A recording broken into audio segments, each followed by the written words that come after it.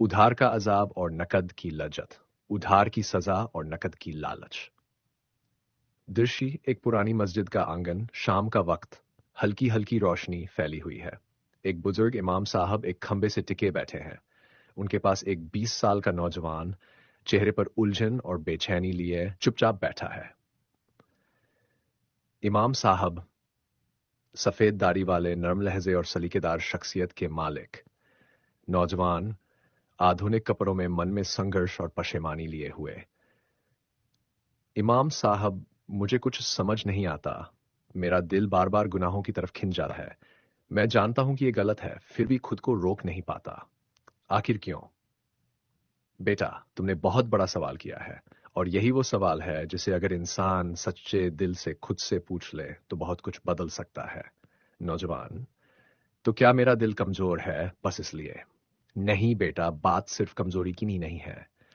بات یہ ہے کہ جس سزا سے ہمیں ڈرایا گیا ہے وہ ابھی ہماری آنکھوں سے اوجھل ہے، لیکن گناہوں کا مزہ وہ سامنے ہوتا ہے، بالکل نقد کی طرح۔ نقد مطلب کیش؟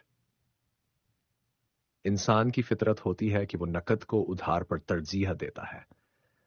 جیسے کوئی زنا کرتا ہے، وہ جانتا ہے کہ یہ حرام ہے، اس کی سزا ہے، لیکن اس کی نظر صرف اس فوراً ملنے والی مزہ پر ہوتی ہے۔ آخرت کی سزا اسے دور اور اندیکھی لگتی ہے۔ مگر بیٹا سوچو، جب وہ سزا حقیقت بن جائے گی، کیا ہم اسے سہ پائیں گے؟ نوجوان: کبھی نہیں۔ تو پھر دنیا کی تھوڑی سی خوشی کے بدلے ہمیشہ کا نقصان کیوں لیا جائے؟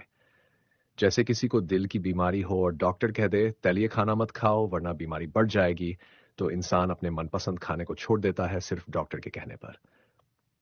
نوجوان ہلکی مسکان کے ساتھ: اور یہاں تو خود کائنات کے مالک کا وعدہ ہے، پھر بھی میں اس کی نافرمانی کرتا ہوں۔ امام صاحب، یہی سوچ اگر دل میں اتر جائے تو انسان اپنے نفس کے دھوکے سے بچ سکتا ہے۔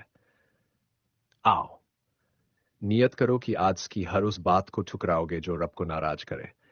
انشاءاللہ امام صاحب، آج پہلی بار ایسا لگ رہا ہے جیسے میرا دل جاگنے لگا ہے۔ اللہ تمہیں مضبوطی دے بیٹا، اور ہم سب کو گناہوں کی بیماری سے شفا عطا فرمائے۔ انتم سندیش: یہ کہانی ہر اس دل کو جھنجھوڑ دیتی ہے جو کبھی گناہوں کی نقد لذت میں کھو گیا تھا، لیکن ایک دن اللہ کی طرف لوٹنے کا دروازہ کھٹکھایا۔ یاد رکھو، آخرت کی ادھار سزا دنیا کی نقد سے کہیں زیادہ سخت اور دردناک ہے۔